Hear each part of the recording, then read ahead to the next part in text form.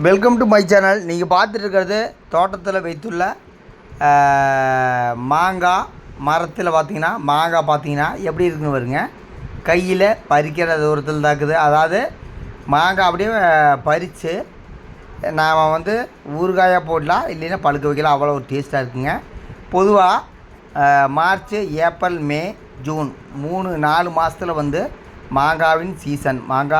மாங்காவோட season. சேலத்தில் தான் மாங்காய் அதிகமாக சீசன். தருமபுரி, சேலங்கள் தான் அதிகமாக விளைச்சல்.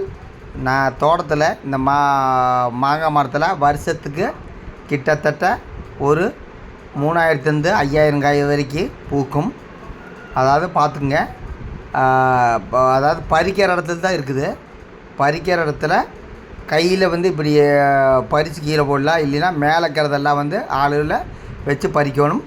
அதாவது மாங்காய் கீழே வந்து போடக்கூடாதுங்க, கீழே உழுவக்கூடாது.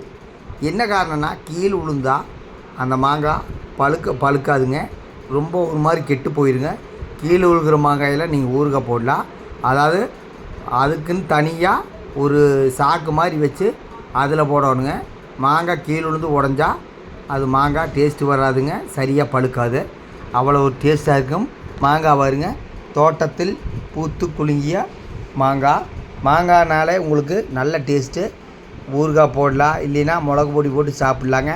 மாங்காய் சாப்பிடாத பிரியர்கள் யாருமே இல்லை. என்ன சுகர் ரொம்ப கூடுதலாக இருக்கும். சுகர் பேஷண்ட் இந்த மாங்காய் சாப்பிட்றது கொஞ்சம் அவாய்ட் பண்ணுறது நல்லது. என்ன காரணம்னா, அவ்வளோ ஒரு சுகர் மாங்காயிலையுமே. பலாப்பழமே சுகரு. மாங்காய், பலாப்பழம் இது இந்த 4 மாதம் சீசன். இந்த 4 மாதம் சீசனில் மாங்காய் அதிகமாக விரும்பி சாப்பிடுவாங்க. தோட்டத்தில் வந்து பார்த்திங்கன்னா மரத்தில் அப்படியே பூத்து குலுங்குதுங்க. கையில் அப்படியே பறித்து அப்படி சாப்பிட்லாம். பச்சையாக சாப்பிட்டாலும் சூப்பராக இருக்குது. ஏன்னா கொஞ்சம் புளிப்பாக இருக்குது.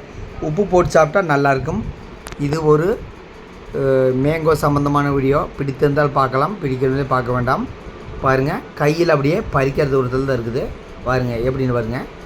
பால் அப்படியே ஒழுகுது. வருங்க, கையில் பறித்து அப்படியே நம்ம வைக்கலாம். ஓகே, நன்றி, வணக்கம்.